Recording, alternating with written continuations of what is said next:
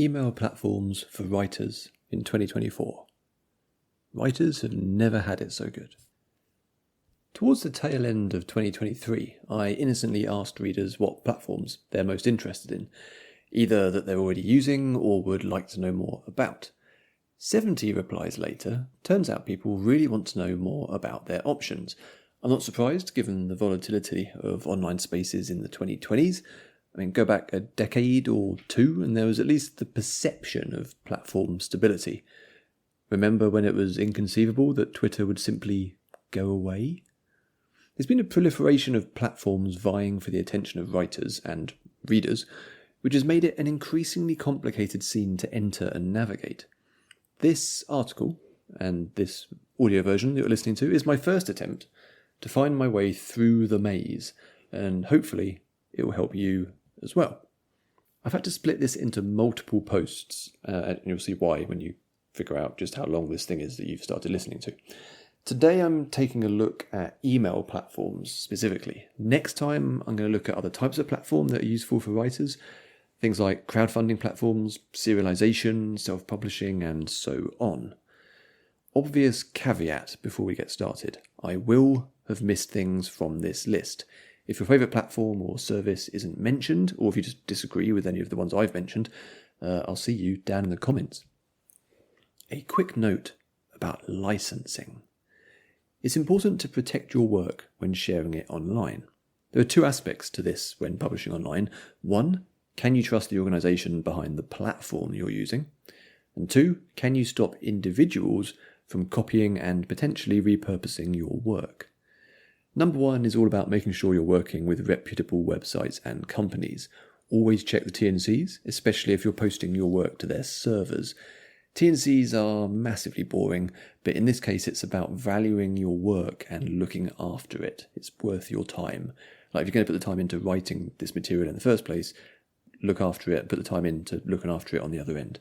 The general rule of thumb is that you'll need to grant any platform you use a license to use your work. Otherwise, they can't actually show it on their website, but within carefully specified parameters.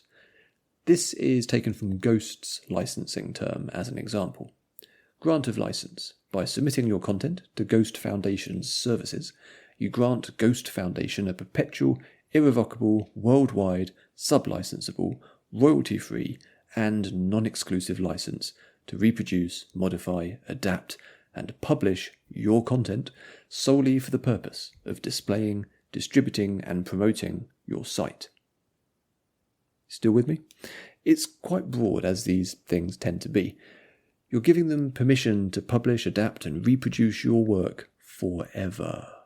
It sounds scary.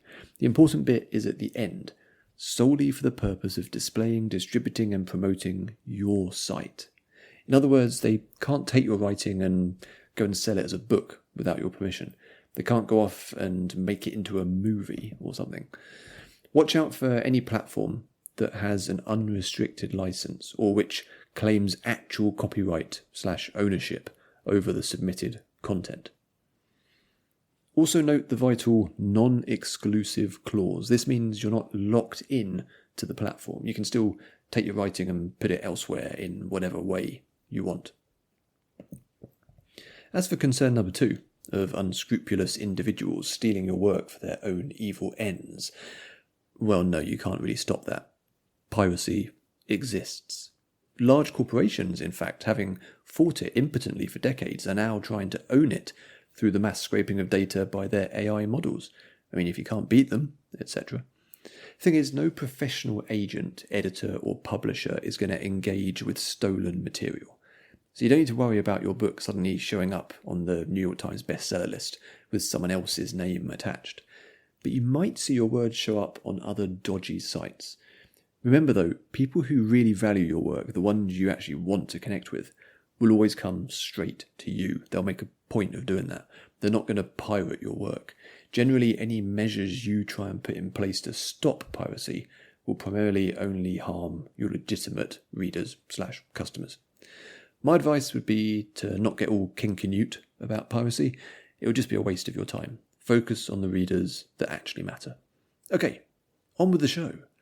Newsletters in 2024. The cool new kid on the block.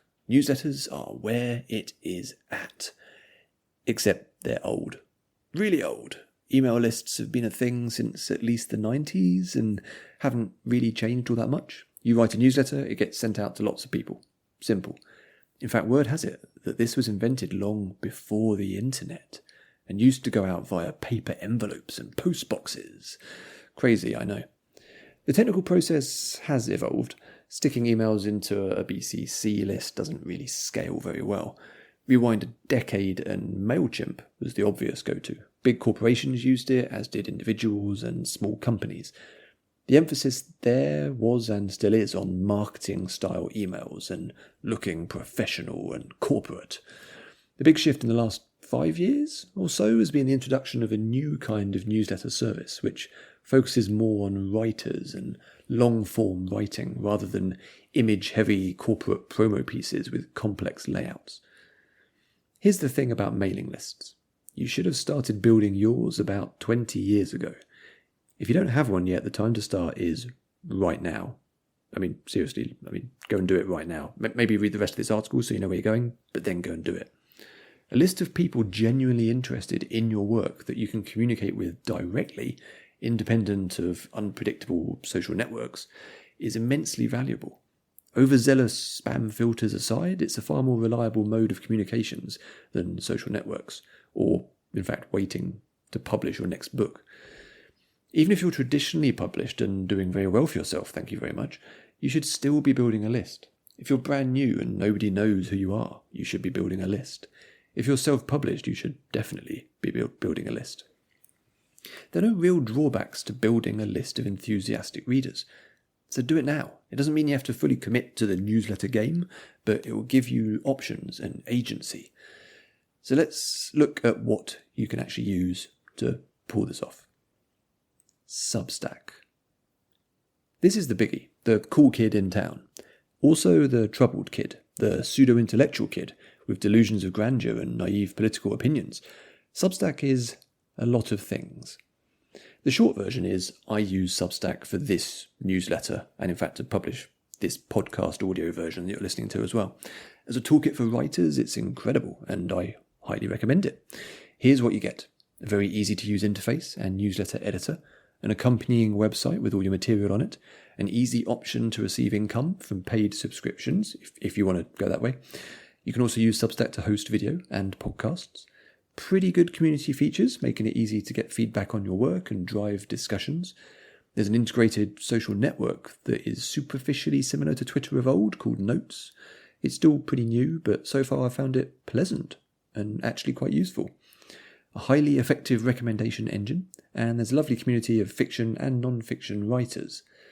Can you export your data and followers? Yes. What's the cost? Free to use. If you activate paid subscribers, Substack then takes a 10% cut. What's the moderation and safeguarding policy? Well, Substack has been in the news a lot for hosting newsletters that are written by deeply unpleasant people. Anti-trans, anti-vax, extreme far-right goons. Substack generally resists any kind of moderation or content policing, except for banning porn for some reason. Quite often, the Substack leadership's absolutist opinions on freedom of speech and their embracing of culture war politics and fringe figures is at best tedious and at worst quite damaging to everyone else. The other wrinkle is that each Substack publication is its own siloed island. As such, the moderation emphasis is on the writer. I can block, ban, mute people causing problems in my community, like down in the comments of this post, for example, quite easily. The idea is that my publication is mine, and it's up to me, therefore, to look after it and the readers of it. In theory, this makes sense. If I'm getting unpleasant comments on my WordPress website, it's not really up to WordPress to sort it out. But in practice, it's fiddlier. I'm a white, middle-aged, straight guy in the UK who writes fun sci-fi stories. I'm generally not going to be the target of online harassment, right?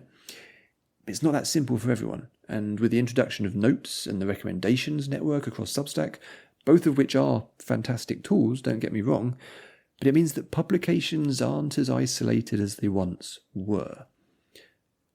Wait, so if you're left-leaning or progressive or don't like Nazis or find the polarised politics in the US extremely juvenile or don't have time to moderate bad actors, you shouldn't use Substack? Well, it's complicated. I'm still here, and for the record, I really hate Nazis. I think freedom of speech is an ongoing societal discussion rather than an absolute that was decided a couple hundred years ago. But I'm not going to run away from every place that has awful people, because eventually I'll have nowhere left to go, and the only voices left will be the horribles. Where you sit on this kind of thing is a very personal decision. But if you use any online platform at all, you will be sharing it with the worst of humanity. I don't know what the solution is other than to write furiously and publish more words than they do. For the record, my actual experience of community on Substack has been 99.9% hugely positive. It's the best fiction writing group I've ever been part of. If you do go down the Substack road, I have some tutorials to get you started as well. You can find them over on the main newsletter, simonkjones.substack.com. Ghost. The closest competitor to Substack, at least in terms of features, is probably Ghost. They've got a similar-ish model to WordPress in that you can use their off-the-shelf package for a fee or roll your own with the open source version. Ghost has the same core design as Substack, mixing newsletters and a website together. Two key differences are that Ghost gives you a lot more design flexibility and that there are no social networking features kind of wrapped around the edges. Your Ghost newsletter will be your own island without intrusion from other Ghost writers. Part of that flexibility includes integrations with third-party apps and systems. With Substack, you just get what you're given, but with Ghost, you can customize your setup and the experience of your readers. The interface is modern and pleasant to use, the editor reminds me of old-school Medium, and the whole thing is slickly executed. Oh, and Ghost is a non-profit, which is cool, and also makes them probably less likely to do mad, musky things in pursuit of unshackled profit. You can export your data and followers, yes. What's the cost? So there are two ways of doing Ghost. Ghost Pro is a service you pay for where everything's taken care of. You pay a subscription fee, but you can also use the open source version to host your own Ghost setup, which is free, but obviously comes with considerably higher technical know-how requirements, and you will still need to pay for hosting. Ghost Pro's cost scales based on your subscriber numbers, so it's quite variable. For example, if you have under 500 subscribers, so you're just getting started, it's $9 per month for the basic plan. If you want the custom integrations and fancy themes, that goes up to $25 per month. I currently, as an example, have over 3,000 subscribers, which still boggles my mind, by the way. But that puts me into a different price bracket. So the basic plan for me would be $15 per month, and the custom plan would be $65 per month.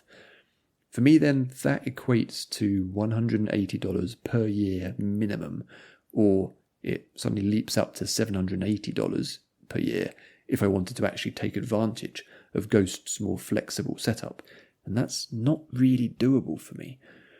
However, Ghost doesn't take a cut of your subscriber revenue. The calculation here is immediately obvious. If you write a newsletter as a hobby and don't have much or any income from it, if you're not interested in going the paid route, Ghost doesn't really make sense. You're going to be paying quite a lot just to be able to write and publish your stuff.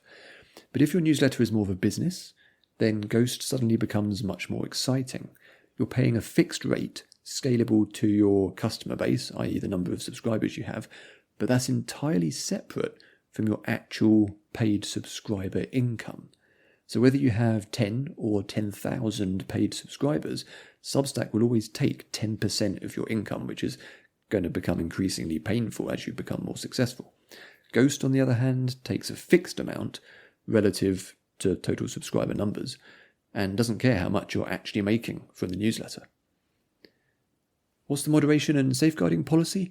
So during the Substack content moderation controversy at the end of 2023, a lot of writers decamped over to Ghost. The founder of Ghost gave assurances to Platformer that they wouldn't allow Nazi content. The reality is slightly more complex, given that there's a free open source option. Much like with WordPress, anyone can use Ghost Tech if they want. They can just download it and install it themselves. And Ghost can't do much about that. That's the whole point of open source software, in a way. But the T&Cs are clear and comprehensive. Medium. I started out publishing non-fiction on Medium about a decade ago, maybe. It was an exciting new space that emphasised long-form, high-quality writing, and its model seemed to be trying to encourage quality. It was therefore entirely at odds with the rest of the internet at the time, which was doubling down on microblogging and video. Medium's interface was beautiful for both writers and readers. Simple, clean, uncluttered. It was all about the words on the page. Medium was also one of the first platforms to introduce the ability to be paid for your writing. By opting into their partner program, you would get a cut of overall Medium subscription revenue based on how much your work had been read. It was an intriguing concept back when accepted wisdom was that everything on the internet had to be free and ad-supported. For readers, it was a single, simple subscription to Medium itself that then unlocked all of the writing on the platform. Then it all got a bit weird. The payment model kept changing in slightly hard to keep track of ways. More and more features were layered on top, so the editor became less clean and more of a faff. They introduced things called publications, which were sort of magazines, and tried to make that a thing. Then that became newsletters, but again, only sort of.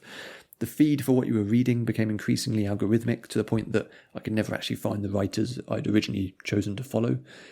Classic enshittification, basically. At some point, they introduced a form of newslettering, like I say, but it was convoluted and awkward, and the payment system never really seemed to take off, and the whole platform was just a bit too obtuse. I could never get a firm handle on what it was or what it wasn't. Logging back into Medium for the first time in a while as part of researching this article, my feed is a slightly bizarre mix of things I'm actually interested in and just endless articles about AI. It's hard to know if this is because of things I maybe read in the past. Now, I've always been quite interested in tech, or something else, or is everyone just writing about AI on Medium and that's it? Again, it's hard to pin down how Medium works. That lack of clarity is what pushed me towards Substack in the first place. What strikes me now is the uncertainty around how the partner program works. So here's what their FAQ says at the moment. Earnings will be based on member read and listen time, as well as member engagement signals. This includes claps, highlights, replies, and new follows. Reads and read ratios will be defined as people who read your story for 30 seconds or more divided by total views. More information on how earnings are calculated can be found here with examples featured here. I don't really get how you're supposed to have any kind of predictable income from your writing when there's so many fuzzy factors involved. Compare this to Ghost or Substack, where income is entirely based on how many paying subscribers a writer has. I have a much firmer idea of how my subscriber count could fluctuate over time. There are still lots of unknown factors, of course, and you can't predict everything, but the core exchange between me and Substack, or me and Ghost, it's between the writer and the reader, and whether the reader sees something of value, or a writer they want to support. Medium, on the other hand, introduces a lot of additional calculations that are outside of the writer's direct control. And, Medium could just go and change their system, change their algorithm, and you're back to square one. Ultimately, Medium feels to me like it was a necessary stepping stone between traditional social media platforms and the newsletter scene of Ghost and Substack. That, for me at least, has left Medium in a kind of awkward space. Then again, it's reinvented itself more than once, so we may not yet have seen its final form. Can you export your data and followers? Sort of. They've added features over time so that you can run a more traditional newsletter setup, but it sits alongside the general Medium readership, so might not include all of your followers. Yeah, it's confusing. What's the cost? So it's free to use. If you want to be part of the partner program and therefore be eligible to receive revenue share, you need to also be a member of Medium, which is $5 per month or $60 per year. And bear in mind, your readers will also have to be Medium subscribers to read anything that you opt into the partner program. So yeah, it's confusing. What's the moderation and safeguarding policy? Medium has a comprehensive content policy. I don't have enough recent experience to assess how well they enforce it, but it's a good starting point. Button Down. Back when I was thinking about getting into the newsletter game, Button Down was actually the first service I tried before Substack. Back then it was run by a single guy, I think, and had a cosy homebrew sort of feel. Comics writer Kieran Gillen uses it, which is how I heard about it in the first place. It's a more stripped down experience on the surface, but has a wealth of functionality if you're the sort of person who likes to tinker. In fact, since I last used it in, I think, 2021, it seems to have massively evolved and is quite feature-rich now. A big appeal is that it's down to earth and isn't trying to change the world like every other damned startup and tech company. Button Down is a newsletter service for people who are fed up of Silicon Valley bullshit, basically. The people I spoke to there back in the day were really helpful and just normal, which is strangely unusual in tech circles. Can you export your data and followers? Yep, you're in total control. What's the cost? So if you have less than 100 subscribers, it's free, which is cool. It then scales up from there. So up to 1,000 subscribers, it's $9 per month. Up to 5,000 subscribers, it's $29 per month. So that's a bit cheaper than Ghost, but you still get a lot of customization, API access, and so on. It's a really good deal. As for the moderation and safeguarding policy, it seems to be pretty bare bones, to be honest, like browsing through their TNCs. Then again, Button Down is kind of more like Gmail. It has no networking functionality like Substack. It's very much a tool, and it doesn't really claim to be much more than that. While they do highlight Substack's lackluster content moderation in a blog post, I wasn't able to actually find much detail from them on their own approach. Lots of people did decamp from Substack to Button Down back in January, so presumably they all concluded that it was a more suitable place for them from a content moderation perspective, so if that's a real concern of yours, it's not a bad place to start. Beehive. This is in some ways the new kid on the block, and the one with lots of momentum. I keep hearing it mentioned all over the place. So their promotional copy is very heavy on the corporate angle. It's all about building a brand and a business with a newsletter at its heart. From that, it seems that they're going after the MailChimp crowd rather than the Substack creator crowd. There's heavy flavourings of startup here. And, I mean, they emphasise AI as being a core feature, so that might tell you everything you need to know, to be honest. One very interesting feature is the inclusion of a recommendation system, though, and networking features, similar to Substack's. Ghost and Button Down seem to have deliberately avoided going down that road, while Beehive is very much following Substack's lead. Beehive wants to be a stable, reliable place to build a business or brand. It's perhaps less obviously aimed at writers, but there's no reason it can't still be a good option for writers. Except there's a really bonkers bit in their T&Cs. So in the content standards section, they list a bunch of things, and it's quite comprehensive, and most of it is fairly typical, a lot more detailed than Button Down, and more along the lines of the sort of thing you'd see in Ghost's T&Cs. This kind of thing. So to quote, your posts can't contain any material that is defamatory, obscene, indecent, abusive, offensive, harassing, violent, hateful, inflammatory, or otherwise objectionable, or that could be reasonably incite violence based on protected classes, e.g., incite credible threats of physical harm to people based on their race, ethnicity, national origin, religion, sex, gender identity, sexual orientation, age, disability, or medical condition. And it's a bit like spoken word poetry, isn't it? But yeah, that's all fair enough. That's standard stuff. I'd expect to see most of that on any reputable site. But it keeps going after this. So there's loads of stuff in this content moderation section of the T&Cs about what you can't do. So you get to the 9th entry in this list of banned content, and I quote, "You must not cause annoyance, inconvenience, or needless anxiety, or be likely to upset, embarrass, alarm, or annoy any other person." Yikes. So, as I mentioned up top, I'm absolutely not a free speech obsessive. I think spaces should be safe, and debate should be rich and heated and deep and intelligent, and the notion of free speech doesn't mean it's okay to be a total arsehole. So I'm all for, decent content moderation and taking that kind of stuff seriously. But that line in Beehive's T&Cs really startled me. I had to reread it a few times to make sure I wasn't overreacting. Because no matter how I look at it, it seems to be declaring your writing must not elicit an emotional response. I mean, fiction can often cause anxiety and alarm. I mean, have you read a horror story? Story endings frequently annoy people, and that's just fiction. If you consider creative non-fiction, journalism, political writing, I mean, that's going to cause annoyance, right? Even if it isn't trying to, that's just the result of writing something that matters, about which people will have differing and strong opinions. And that's fine. I still think I must be misinterpreting this because it's just too mad, but there it is. Perhaps it stems from their business focus. They want to be a stable platform to build a brand upon and avoid the perils demonstrated by Twitter/X becoming so toxic that companies have suspended advertising and just left. But yeah, it's weird. Can you export your data and followers? Yeah. What's the cost? It's free up to 2,500 subscribers, which is a lot more generous than any of the other options. Beyond 2,500, it jumps to $42 per month, which sits in between Button Down and Ghost.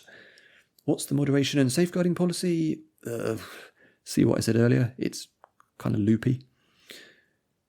MailChimp, the veteran. MailChimp has been around for ages. It's fiddly, unnecessarily complex to use for just writing, and entirely aimed at corporate use. It is very powerful though, and if you want to create automated sequences or incorporate it into a wider sales funnel, it's all good. Specifically for writers, I wouldn't recommend it. It will make everything harder simply because it has very different use cases in mind. Can you export your data and followers? Yeah. What's the cost? Up to 500 subscribers, there's a free plan with basic features. Get more subscribers and pricing begins at £21 per month, but then scales up rapidly. I'd be on the up to 5,000 subscribers band at £60 per month, which is a lot. What's the moderation and safeguarding policy? The usual stuff. MailChimp is a background service. Nobody goes around saying, subscribe to my MailChimp. Most people want MailChimp itself to be invisible, so they rarely get into the weeds around moderation and enforcement, but, corporations are their business, so they're going to behave accordingly. ConvertKit. So take MailChimp's features, but aim them at creators instead of corporations, and you end up with something like ConvertKit. It's MailChimp's cool younger sibling. Intriguingly, they've more recently added creator networking features and a recommendation engine, like you see on Substack. So you've got the email automation and CRM features of MailChimp, the email and API capabilities of Ghost and Button Down, and the creator-writer focus of Substack. If you're interested in developing your creative practice as a business, this might be the one for you. It might also be overkill and overly complex if you just want to, do some writing. Can you export your data and followers? Yeah. What's the cost? Up to 1,000 subscribers, it's free, but you do then miss out on a lot of the best features. To get the full feature set, you're looking at $9 per month for up to 300 subs, scaling up from there. For over 3,000 subscribers, you're looking at $66 per month. What's the moderation and safeguarding policy? It took me a while to find their usage policy, and it looks like the usual kind of stuff. However, there's a definite emphasis on quality of content rather than on types of content. They don't want you to use their services for spam or low quality material. It's kind of interesting how they mix together rules against basically dodgy business practices with guidelines and rules against harmful content and material. There's kind of a weird blurring there that I didn't really see anywhere else. Okay, that's 4,000 words, and my voice is starting to go a bit croaky. And, all we've done is covered the leading newsletter platforms. In a future post, I'm going to be taking a look at crowdfunding and serialization platforms, which make up the other pieces of the puzzle for online writers these days. It's also worth taking a look at Russell Nolte's newsletter, as he frequently covers this sort of thing.